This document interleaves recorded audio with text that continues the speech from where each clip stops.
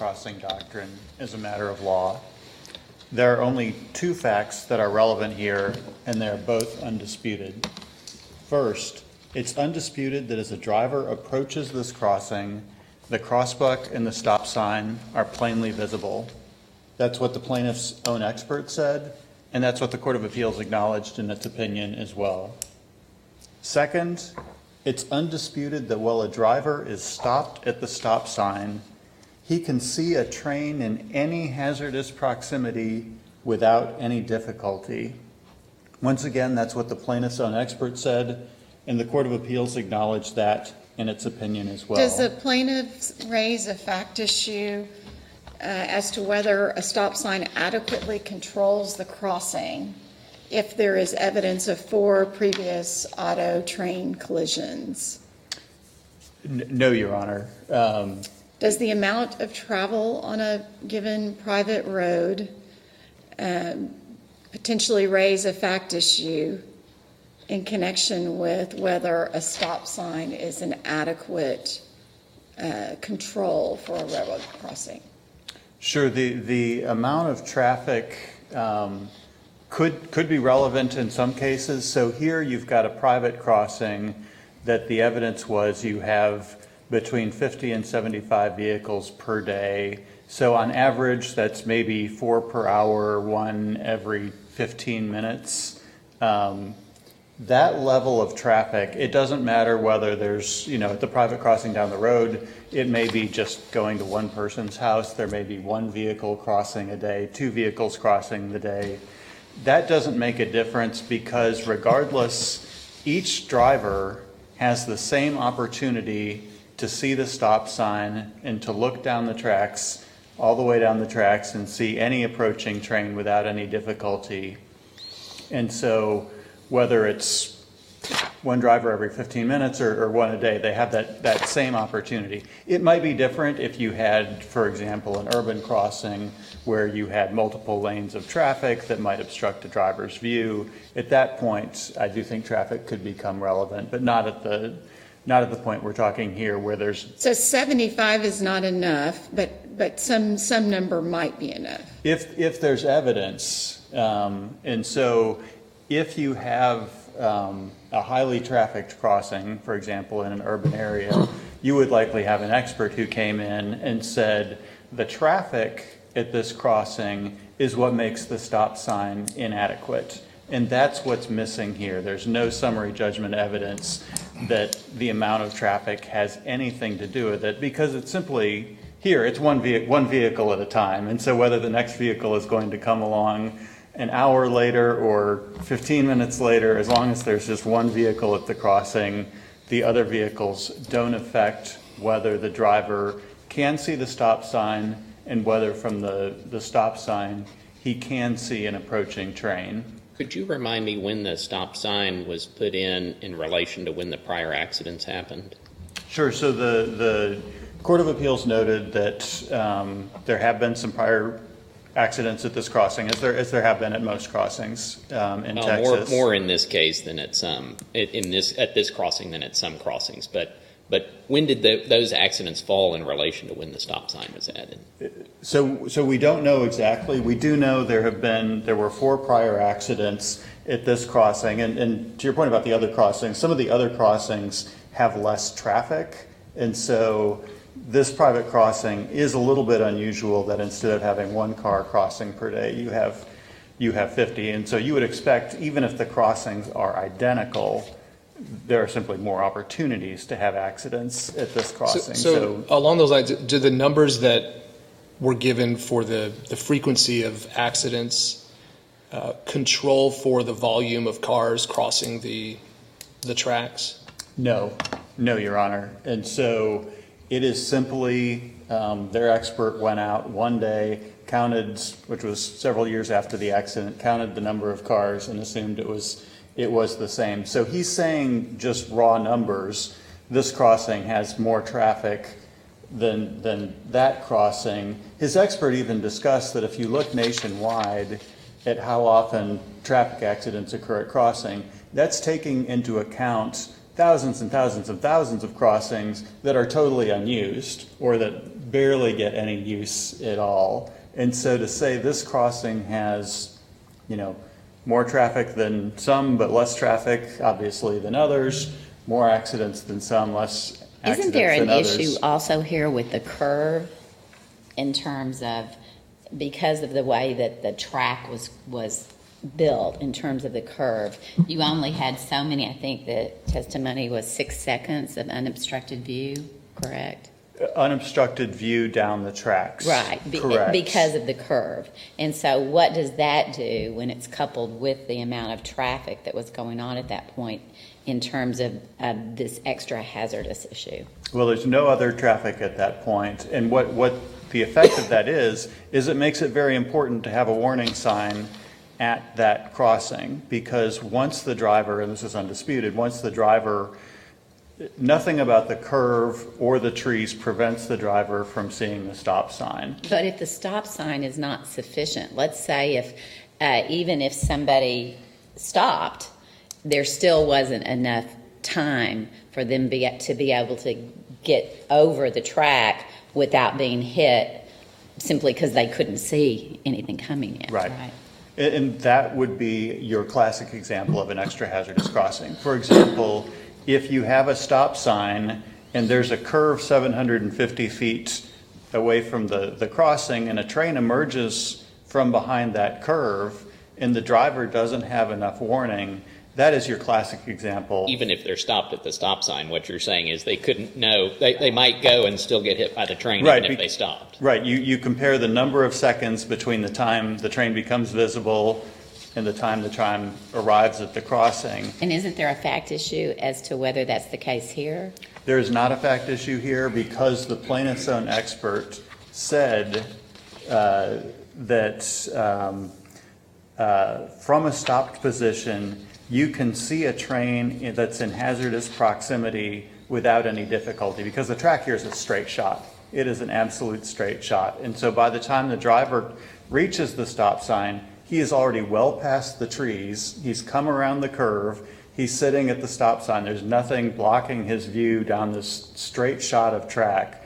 And so this is on the other extreme, a classic example of a crossing that is not hazardous because there's nothing that's preventing that driver from seeing that train. If I may, Chief, Yes. your position depends on the principle that the average, ordinary, reasonable driver will stop at that stop sign. You agree with that? I agree with that with a twist. I think an ordinary driver will stop at the stop sign, or at the very least, he won't roll through the stop sign without looking to see if something's coming. And I think this is true, for example, if you have an ordinary roadway intersection where the cross traffic does not stop. You might roll through the stop sign. I'm not sure a driver is exercising ordinary care at the moment the driver rolls through the stop sign. But certainly if the driver rolls through the stop sign without looking to see whether there's cross traffic coming, that is certainly not, I don't think a jury could find that that's an exercise of ordinary care. And I don't think the plaintiffs are claiming that was an exercise of ordinary care. If there was no stop sign on this pole and it was just that privately created crossbuck, it's not a true crossbuck, but it's the... right. If there were no stop sign, then the curve and the 6 seconds, those would matter then in terms of deciding ultra hazardous. You kind of hang your hat on the fact that, but from the 6 second out point, you can always see there's a stop sign, and a ordinary reasonable driver is going to stop at that stop sign, and that's going to give them the opportunity to see something coming, right? Right, and Because this goes... what I'm getting at is it just seems to me the difficulty in your case is the standard of review. I mean, we have to find there's no more than a mere scintilla of evidence on which a jury could find ultra hazardous here.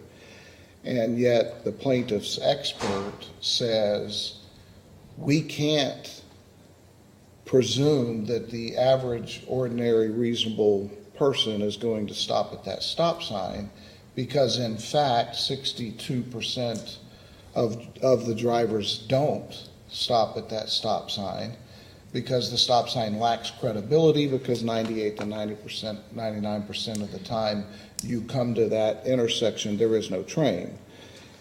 And that may not be convincing to me, but why isn't that some evidence, some mere scintilla of evidence that is sufficient to avoid summary judgment? Because of the way that this court and courts in virtually every state across the country have defined the extra hazardous crossing doctrine. So a crossing is extra hazardous, and their expert says, well, this crossing is more than ordinarily hazardous. That's not what extra hazardous has been defined since Chief Justice Polk defined the doctrine in Texas in 1978 in Missouri Pacific versus Cooper. The test is whether the crossing is so dangerous that persons using ordinary care cannot pass over it in safety. And the key word there is cannot. And you see this over and over again in the cases and jurisdictions across the country, is cannot. And that's why the Court of Appeals erred here, because an ordinary careful driver can stop at the stop sign. From the stop sign, he can see the train. Therefore, he can wait at the stop sign until the train passes, and he can pass through the crossing safely. And so to hold otherwise is to eliminate that key word cannot from the extra hazardous crossing. But I'm still doctrine. not understanding why these are not fact issues.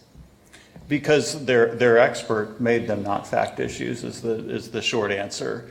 That there's nothing, they say there's no reason why the driver couldn't see the stop sign. He said the visibility of the stop sign is not an issue. The stop sign was visible with any reasonable distance that we're concerned about. The Court of Appeals said there's no evidence that the stop sign was concealed or not visible. So all the evidence you're relying on has to do with the stop sign rather than the curve and the trees and all of that, right? No, we're relying on evidence that there is no curve. This track is perfectly straight, no curve whatsoever.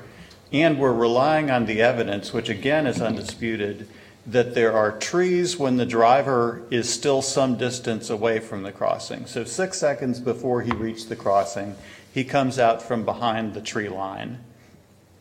After that point, so 10 seconds away, he can see the stop sign. 6 seconds, he can still see the stop sign, of course, but there's trees. But then once you stop at the stop sign, he is well past those trees. So it's undisputed that at that point, while he's stopped at the stop sign, or for that matter, while he's rolling through the stop sign, he has an unobstructed view all the way down the tracks, and he can see a train coming. And the reason there's no fact issue is because their own expert has testified that is the case here. Any other questions? Thank you, Mr. Rutter. Mr. Rogers, we'll hear from you.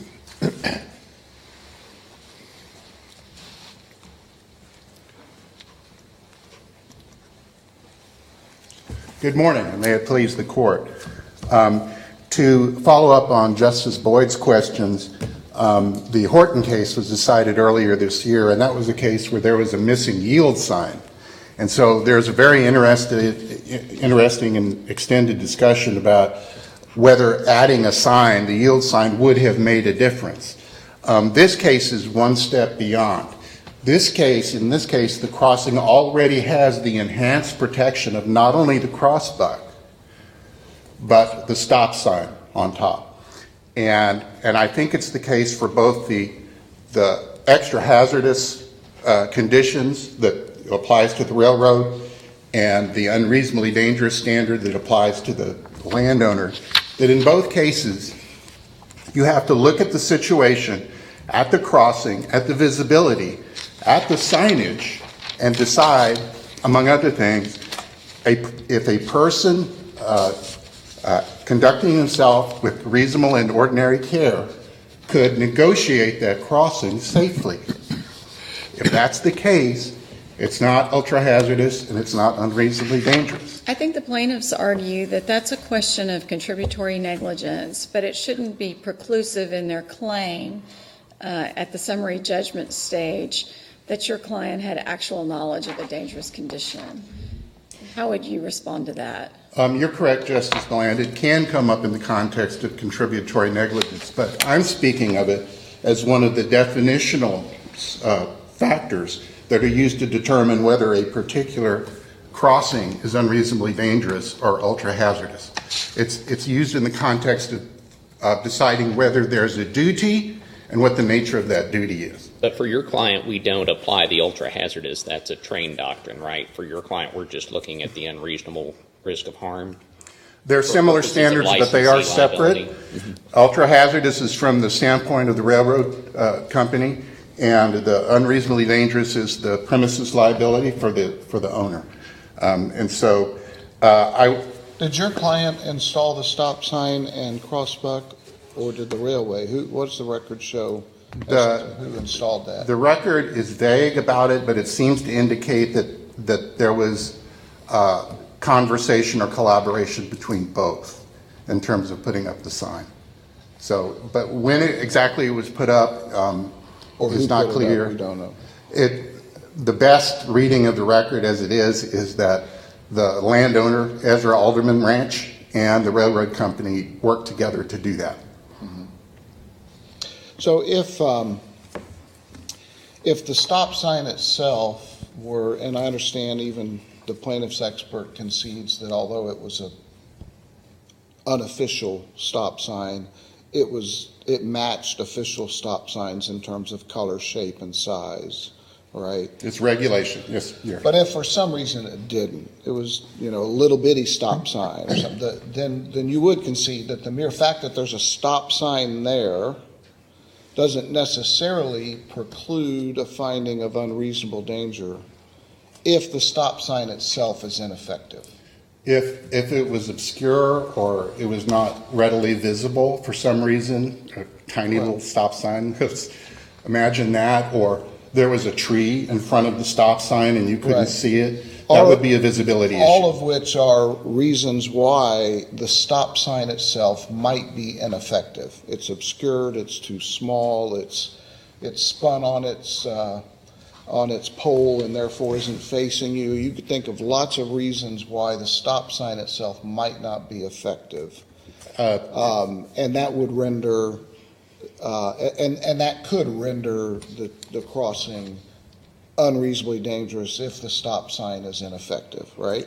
In a hypothetical case, Your Honor, sure. yes. And so what I'm struggling with in this case is the fact that their expert says this stop sign was ineffective. Not for those reasons, but for the reason that 99% of the time there's no train coming, and all the reasons he gives. He right. went through it. It lacks credibility. It's ineffective. Again, it may not convince me, but why isn't that some evidence for purposes of the summary judgment standard? Well, there's no evidence that any additional signage would have made a difference. For the expert to say, well, another sign would have made a difference, that's utterly speculative, similar to the Horton case. That sounds like a breach argument, though, rather than a duty argument. And, I mean, if the question of whether something else would have made a difference, then, it seems like, well, there's an unreasonable risk of harm, and how might you ameliorate it? It seems like that's, I think what Justice Boyd is asking is why isn't the expert's testimony enough at least to show an unreasonable risk of harm? And then the question of how you deal with it and what would be effective would be a question of whether you breached your duty of reasonable care to the licensee. To go back to square one, I think the question with respect to duty and my client, the landowner, is whether the ranch had the duty to add additional signage or other mechanisms to increase the warning or alert the driver. And theoretically, I mean, the expert goes through a litany of different things that could have been done, and then he says, well, that would have made a difference. They should have done all of that. I think, as in the Horton case, I think that's very speculative to decide whether or not the gentleman would have stopped if some additional sign. If drivers coast through isolated railroad crossings, assuming there's no train, which we have to acknowledge they probably do with some frequency, would any measure other than like a mechanized arm that senses the distance the train is be sufficient to stop people from just coasting through? No, Or the flashing lights. no. I mean, they might make a difference, but understand that what plaintiff's expert wants is he wants to federalize all of these private train crossings. In his report at page 22, he says he wants the Federal Highway Administration to come in and assess this intersection, this railroad crossing, and determine what additional safeguards and mechanisms and signs need to be provided, because he says there's a high volume of traffic, whatever that means, and that some of these trucks have hazardous materials on board, which is not surprising in the oil field. He wants the Federal Highway Administration to come in and mandate that all of these bells and whistles and flashing lights be required. He also says the federal standard ought to be adopted as the industry standard. And so the private landowner, the ranch, who maintains this road for the benefit of all his neighbors so they don't have to have their own train crossings, should have to pay for all of these bells and whistles and gates under federal law. And that's just not tenable. I mean, who's going to pay for that? So under what has been called the Phillips factors, which is a frontline duty analysis in premises liability cases, one of the elements to be considered in whether it should be a duty is the burden to the defendant and to similarly situated landowners. And in this case, what the plaintiffs want to do is require all private train crossings in Texas to potentially have to comply with federal law. Bear in mind, there are almost 5,000. I understand your argument about that, but haven't we already balanced those in coming up with the CRIST factors, the 6 factors in deciding whether a condition is unreasonably dangerous? Yeah, that's unreasonably dangerous, and then the Phillips factors are the initial query about whether there should be a duty imposed. Right, but we've already decided there should be a duty imposed if those factors are met, so I'm not sure we need to do a Phillips analysis. Well, we do not believe that this is an unreasonably dangerous Right, I understand. So, I lost my train of thought. So there are almost, according to the federal database, there's almost 5,000 private railroad crossings in Texas, 24 alone in LaSalle County. Are we saying that we're going to go down the path where we're going to require all of these landowners to comply with federal law, including my client who is altruistic in maintaining this private road for the benefit of his neighbors, in collaboration with the railroad company? If my client or similarly situated clients, landowners, are faced with the prospect of having to comply with federal law and put in all these bells and whistles, they're just going to close their gates. In my client's case, why should he do favors for all his neighbors with no compensation if he's going to get sued if there's somebody says that there should be more signs at the intersection? I just want to point out that this intersection is already enhanced under the established cases. The issue is whether you need something more than a crossbucks for these types of railroad crossings. I see my time is up. Any other questions? Thank you, Mr. Rogers. Thank you. We'll hear from the respondents. May it please the court, Mr. Gould will present argument for the respondent.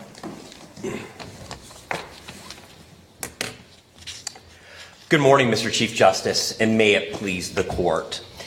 I want to begin with where my friend from the ranches ended in talking about what he says that the plaintiffs are trying to do, and that we're trying to make every single private crossing add additional warnings. That is not at all our position. That has never been our position. The extra hazardous doctrine, as well as the related unreasonably dangerous condition doctrine as it applies here, looks at the particular crossing. We are talking about this single crossing, not all of them. And the extra hazardous doctrine exists under the common law's long recognition that certain railroad crossings, not all of them, certain ones, are too dangerous to exist without additional warnings to drivers. And well, this... let's talk about that, because what the extra hazardous doctrine says from Cooper is if it's so dangerous that persons using ordinary care cannot pass over it in safety without some warning other than the usual cross-arm sign. So number one, we have something other than the usual cross-arm sign. Here we have a stop sign. And then number two, it says it seems to assume that persons are going to use ordinary care and nonetheless can't pass over it in safety. So why shouldn't we assume that a person using ordinary care is going to stop at that extra stop sign, and the only evidence Union Pacific says is that if you stop at that stop sign using ordinary care, you can pass over in safety. So what's your response to that? Sure. So I think there's a couple of things. First, really what we're talking about is this, what Union Pacific has argued, and I believe the Ranches has also argued, is they say, well, if you stop at the stop sign... Well, the Ranches are a different issue. The Correct. extra hazardous doctrine doesn't apply to them. Correct. No, so then let's just leave it at Union Pacific. What they're saying is if you stop at the stop sign, right, and look left and right, and it's at that precise moment can you see a train, is that enough? Do you dispute that you could? I mean, No, your expert said if you're stopped, I don't. No, you can cross safely. No, so I don't dispute that. What's in the record is our expert did testify that at that precise moment. Mm-hmm. And so wouldn't a person using ordinary care stop at that stop sign? But it's complicated by the features of this unique crossing. So earlier, some of the questions to my friend for you. What evidence shows that a person using ordinary care would not stop at that stop sign? It's because of and that's what I was going to explain, Justice Busby. It's about the curve. And so I think my friend from Union Pacific and I define the curve differently. They define it as the railroad track, right? And they just say, well, that's a straight shot. I define it differently. The curve is what leads to the crossing, right? And we have testimony from one of our experts, Mr. Perkin, who says that at 30 miles per hour, that's a speed limit. That's a speed limit at that private road. You need a minimum of 270 feet of unobstructed view of the device to stop safely. And here, what's in the record is that it's about 100. It's view about of the stop sign? Excuse me? Yes, that's my understanding. Is that the crossing is about there's about 100 feet from the curve to the stop sign. So your position is that you couldn't see the stop sign, not that you couldn't see the train, but you couldn't see the stop sign in time to stop at it safely? That's exactly what our position. That's exactly what our position is. Is there any evidence that the driver in this case was unfamiliar or unaware of the stop sign in the intersection? Yes, there is, Your Honor. It was his first day on the job. So that's in the. I mean, obviously he's deceased, and so we don't know what he was thinking at that. Any evidence that he'd never traveled that road in connection with seeking employment and being employed anywhere else? It's not. That's not in the record, Your Honor. But again, what's in the record is that it was his first day on the job, and I think it's telling that neither Union Pacific nor the Ranches have argued that he had knowledge of this condition, because that would actually be a bar. That's an independent bar to recovery. So had he known about this at the time. So you're not arguing for an extension of Cooper based on evidence that drivers disregard the stop sign. You're arguing that because of the conditions, the stop sign was ineffective as a traffic control measure because the stop sign could not be seen? That's in part of that. It was ineffective in terms of because of the curve leading up to it. Could an ordinary person stop in time? At least are there fact issues as to that? What could have happened, right? an additional sign that they could have said is, we're talking about gates, right? Maybe they install gates, or maybe they install lights or bells. Another thing, or a sign that says a stop sign's coming up. Exactly, and that's exactly what I was going to say, is that one of the things that our expert talks about is a stop ahead sign that alerts it. But And it sounds like what your expert was focusing on mainly was this issue of driver disregard of the sign. Not that the driver was unaware of the sign or couldn't see the sign, but that drivers just disregarded the sign. And is the ultra-hazardous crossing doctrine intended to ameliorate that? So respectfully, I read Dr. Berg's expert report differently, and I think you have to couple it as well as Mr. Perkins' expert report. I think that certainly is one component, right? He does talk about the credibility of the stop sign, but they're also talking about the features of this particular crossing. And by the crossing, again, I am not simply referring to that one moment, like that exact moment at crossing. I'm talking about what leads up to that. And I think they go beyond that. And if it were the law that only at the precise moment of crossing would it matter, you wouldn't get the result in Galveston versus Wells, which is this court's opinion. Because there it talks about how the driver from 20 to 30 feet away could see what was going on, but they were talking about the obstructions that occurred before then. There's even in Galveston versus Wells, the witness who was the engineer, he testified, he said, at the moment, I thought the driver was staring straight at the train when he pulled up. Did Galveston versus Wells only have the crossbucks and not a stop sign? Yes, that's correct. I'm not actually sure, and I'd have to look at the opinion again. I know it definitely did not have a stop sign. I'm not, to be candid with the court, I'm not sure whether it actually had a crossing sign itself. But I think the point still stands that what the court was saying in Galveston versus Wells was that you don't look at the precise moment of crossing. You have to look at all the circumstances. Indeed, even Union Pacific's corporate representative, this is at 3 CR 89, and by 89 I'm referring to the PDF page number. He says that when they're deciding what to put up at crossings, they look at more than one component of the crossing. So even Union Pacific admits it's looking at a variety of factors here.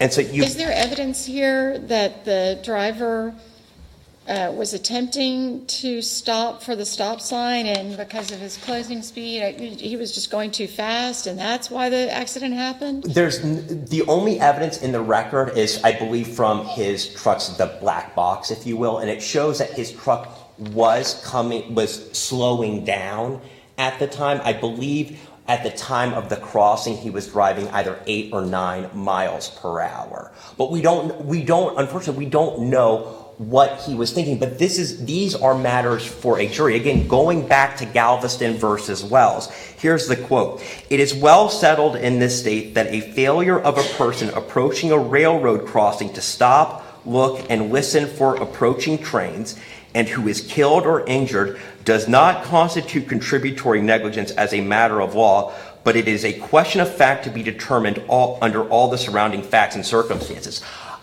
I understand what will happen, right?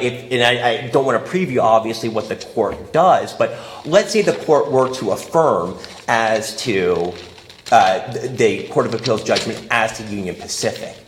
It's not as if there's not going to be a negligence blank for Mr. Prado, or a proportionate responsibility question for Mr. Prado. We are still going to have to explain either A, why his negligence wasn't a cause, and so the jury should answer no to it, or even if they answer yes, why it's not 50% or greater. We are here at summary judgment. I think some of the questions earlier... But the quote that you just gave us relates to the specific conduct of the claimant in a case, right? Here, we're not there yet, we're talking about the conduct of an ordinary reasonable person and its relevance to the question of whether the crossing was ultra hazardous or unreasonably dangerous, right? So, I mean, you've got that quote that says, well, just because they failed to stop, look, and listen is not, as a matter of law, negligence. Get that? Okay, we're talking about. That doesn't mean we can't consider what would an ordinary reasonable person do at this intersection when trying to decide whether the intersection is ultra hazardous. And I think, Justice Boyd, I mean, it becomes, again, a question of fact because our expert is testifying about what, in his view, an ordinary reasonable person would do. Again, I think, as you said to my friend, maybe you don't agree with it, but is there a fact issue as to what an ordinary reasonable person would do under all the circumstances posed by this crossing? We're talking about, again, the curve that approaches. I'll go back and look at Perkins, but Berg conceded away whatever Perkins argued. I got to go back and look at that. But Berg, I read his deposition, and he just says, yeah, there's no problem seeing the stop sign. It's just in that setting, the stop sign has no credibility because 99% of the time there's no train coming. So you cannot expect even ordinary reasonable people to stop at it. But Berg conceded that there was no issue with visibility of the stop sign, despite the curve and the trees and anything else. That would certainly create an issue of seeing a train coming, but it doesn't create an issue of seeing the stop sign. And so I guess I would refer to, this is part of, I believe, Berg's expert report. So at 16 CR 197, where he's talking about the obstructed view of the train 4 to 6 seconds beforehand. Again, I readily acknowledge that Dr. Berg, during his deposition, testified that at that moment, right, if somebody was stopped, could they see both ways? Yes, he did testify to that, and I'm not running from that. I just disagree that that is the standard. And I mean, as to this... But your answer at the beginning of the argument was that there was evidence from the expert that you couldn't see the stop sign in time to stop safely. And is that the page where I would find that? So I think and to be clear, Justice Busby, not that you can't see it, it's that there's an that it's not a kind of, it's clear. Right? Of the stop sign. Of the stop sign, right. And is that found at 16 CR 197? So we have, so there's 16 CR 197. Mr. Perkin talks about at 30 miles per hour, you need 270 feet minimum of an unobstructed view of the warning device. That's at 2 Clerk's Record 127. And then that the curve starts at about 100 feet beforehand. That's at 16 CR 183. And so what we're saying is, given these facts, right, when you look at all of these facts in the totality, the curve approaching the crossing, which as Dr. Berg testified, it creates what he called a competing control level task. He testified that he thought this is only likely to be present maybe 2% of the time. Again, there's no stop sign, there's no stop ahead sign beforehand. I've talked about the 270 feet minimum. High frequency of use, 50 to 75 drivers. And I understand that, my friends say, well, that's really not that much. But what our expert testified is as to a private crossing, that actually is a lot. And that matters under Galveston versus Wells. Galveston versus Wells talked about the high frequency of use by drivers. Galveston versus Wells also talks about the high rate of speed by the Union Pacific trains. And what about one of the factors, is this something to be considered in the totality of what you've just listed off? One of the factors the Court of Appeals mentioned was that there was an obstruction that was actually within Mr. Prado's truck. Are you defending that? No, I'm not. No, I'm not defending that. I think that it has to be viewed from just the ordinary, from any driver at that moment. So not if there's something specific. A driver is wearing sunglasses. Correct. Or No. hair in your face could not contribute, could Correct. not be evidence Correct. We haven't relied on that in our brief, and I'm not relying on it before you. The one factor that I haven't discussed, it did come up earlier in argument, is that we're not speculating about the dangerous nature of this crossing. This is not the first accident that has occurred at this crossing. There is a history of 4 prior accidents at this crossing. Do we know when the stop sign was added in that during that time? Yeah, Justice Busby, for some reason, and I don't want to, I'd have to look back at the record. I'm happy to search it. In my memory of the record, I believe the stop sign was added not after so there was 4 incidents: 1988, 2012, and 2015. I might be missing it, 2011 in there. From my memory of the record, the stop sign came in at some point before the 2012 incident. Again, I would want to confirm that with you just to be sure, but when I was sitting there and you asked that question, that's what came to my mind. But I will confirm whether or not that's true. Is there any testimony about how far back from the intersection an ordinary driver would realize that there is a railroad crossing, as opposed to seeing the stop sign or some other signage? No, not to my memory is that there's not anything about when exactly it would see. Again, the issue that you have here is again with kind of the curvature of it. And here once more, and I don't mean to be a broken record on this, but it really is, a jury can look at all this and say, you know what, we actually don't think that this was extra hazardous, or we think a reasonable, ordinary person, even with this curve, right? Even with it, we think that they can navigate it. But the question is whether this is a matter for the court to decide as a matter of law. Union Pacific, in its reply brief, and this is at page 6, they cite 2 cases that I think we've cited them as well. I think they are on point. The Perales case from the Corpus Christi Court of Appeals, but they selectively quote it, and as to why this should be a question of law. And here's the full quote. Unless only one conclusion can be drawn from the facts describing the surroundings of any particular crossing, the question of extra hazardous crossing is a question solely for the determination of the jury. They don't stand alone on this. Bernhardt, which is another case cited by Union Pacific, they say the same principle. This isn't some principle that's just being taken for the first time or created by the Court of Appeals. It actually comes from this court's opinions. And if you look at Perales and Bernhardt, they're citing... What's the significance of the 4 to 6 second time frame that you mentioned earlier?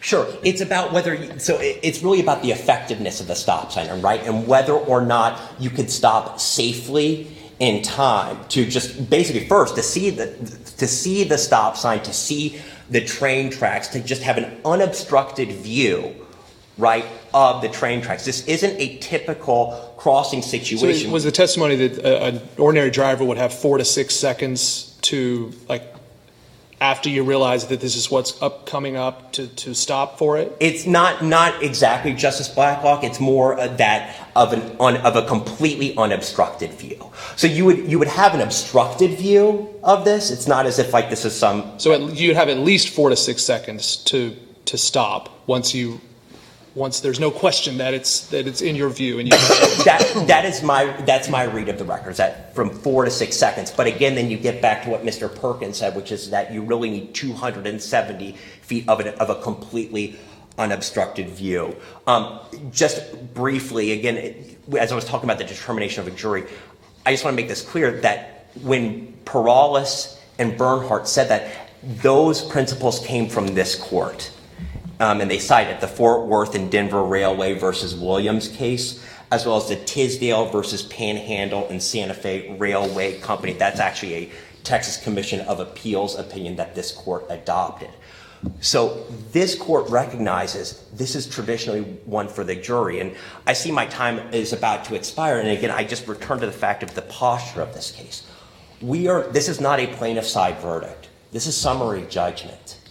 And maybe a jury will ultimately agree with Union Pacific that this is not an extra hazardous crossing, or for Ezra Alderman Ranches, this is not an unreasonably dangerous condition. The question right now is Under these facts, could the jury only make one determination, taking all the facts in the light most favorable to us? And the answer to that, consistent with this court's cases, is no. Any other questions? Thank you, Mr. Gould. Thank you, Your Honor. Mr. Rutter, you have 3 minutes. Very briefly, I want to correct a misconception about this notion that the driver came around a curve and then suddenly the stop sign was there. The curve is barely a bend, which is why plaintiff's own expert said the stop sign is visible, and this is a quote, within any reasonable distance that we're concerned about. He That's said, what Berg said. That's what Berg said. But what did Perkins say?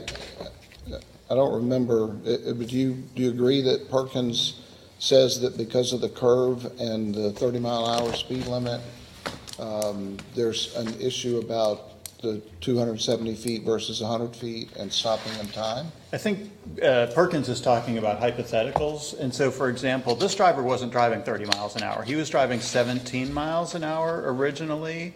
He actually saw the sign, hit the brakes, and we know this from the black box in his vehicle, slowed down to 9 miles an hour. The train crew testified, looked to us like he was going to stop at the stop sign, which is 20 feet away from the railroad tracks. And so he did slow way down. And so, and the accident reconstructionist was asked, should the driver have stopped? Should Mr. Prado have stopped at the stop sign? And his answer was, of course. Not, how could he have done that? He didn't have an opportunity. Plaintiff's expert testimony was, of course, because it's visible within any reasonable distance that we're concerned about. And if the court looks at the photographs of the layout here, it's not a sudden curve. The other point I wanted to make, going back to your questions, Justice Boyd, about the stop sign being ineffective because 99% of the time there's no train. That, of course, can be said of any stop sign, that 99% of the time there's nothing there. Where that comes into play is that the extra hazardous crossing doctrine is a little bit of a unique beast. It's not a, let's look at all of the factors and assess the reasonableness of the driver. And again, it comes back to this can versus cannot dichotomy.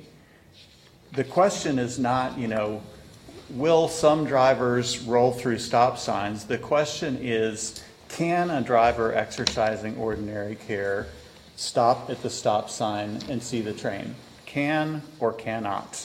It's a binary decision. Certainly here the evidence from their own experts is a driver can see the stop sign, can see the train, and that's important that we don't let extra hazardous sort of morph into this more general let's consider all of the factors sort of tests, because the extra hazardous crossing doctrine serves such a vital function that railroads allow private crossings. Railroads have no benefit to allowing private driveways from crossing their tracks. Railroads simply cannot afford to have juries deciding on an ad hoc basis in hindsight that maybe this accident, maybe this inattentive driver would have noticed some lights. And so we're going to say that the railroad should have installed lights and gates here. If the railroads have those duties, the railroads simply cannot install active warning devices at 5,000 crossings. And so the only logical step would be to close those crossings, which would cause a significant detriment to rural landowners all over the state. Any other questions? Thank you, Mr. Rutter. The case is submitted, and that concludes the arguments for this morning. The marshal will adjourn the court. Rise. Oyez, oyez, oyez. The Honorable, the Supreme Court of Texas now stands adjourned.